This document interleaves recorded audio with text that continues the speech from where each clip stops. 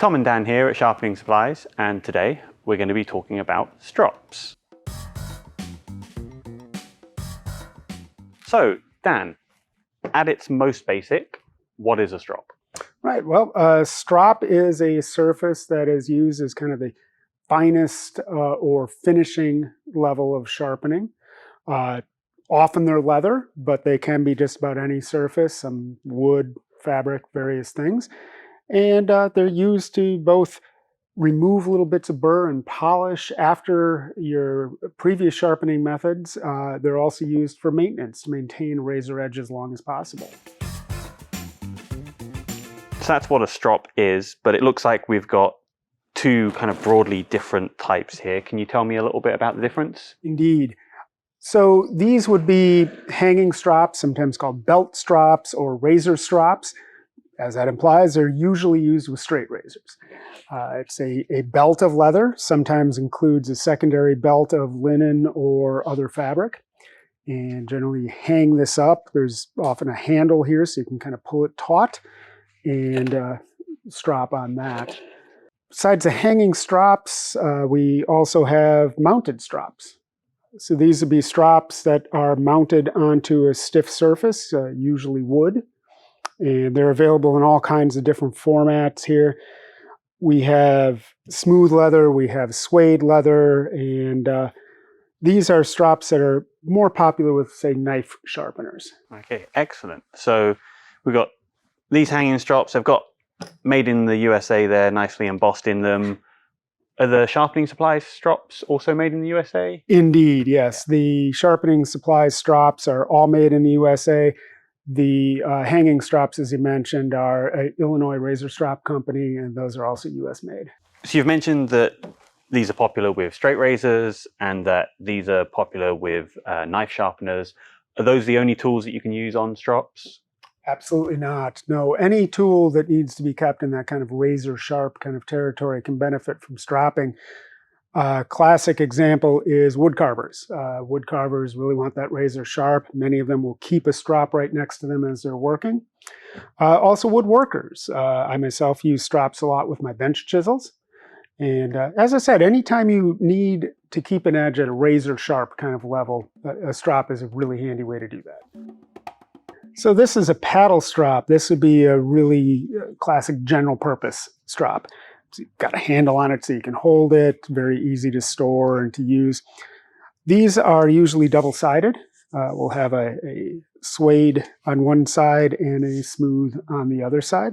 A couple different sizes of those. We'd have other types of mounted strops. So we have an example here of a bench mounting strop. It's pre-drilled so that you can screw this down onto your bench top, keep it in place. We have kind of an 8x3 size. It's just a very good general purpose, mimics the size of many stones.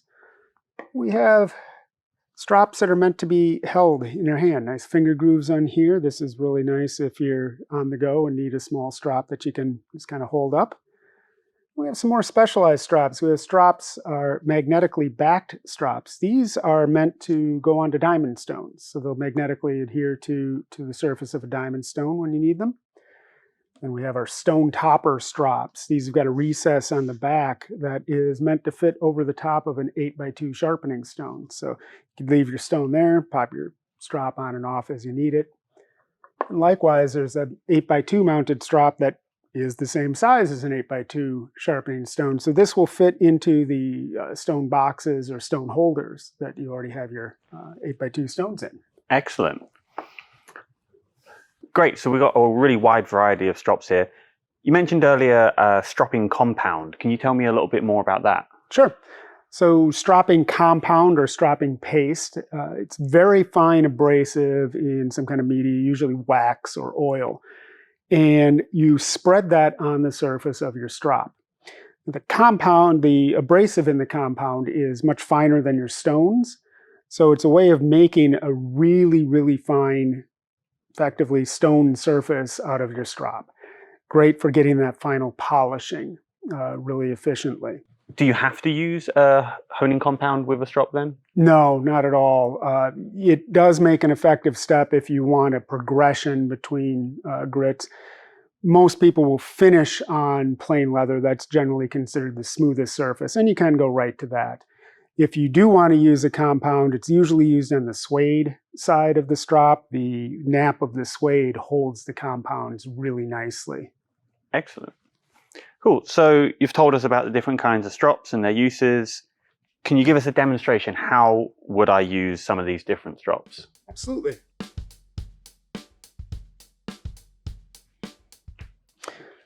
So to strop, I'm going to start on a compound on the suede side here. So you're going to lay your blade down. I recommend using the same angle that you sharpened at. I find that to be easiest. So this is a Japanese chef's knife. Roughly what angle do you think that's going to be? About 15 degrees. About 15, cool. So we're going to start, we're always going to move away from the cutting edge when you're stropping. Never move into the cutting edge. You'll slice the strop, you'll damage the edge. And generally you don't need much pressure. You do several strokes on one side, flip it over, and do the same on the other side.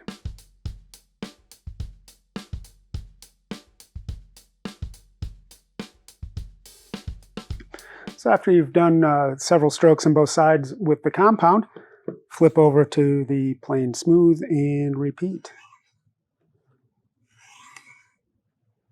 And that is going to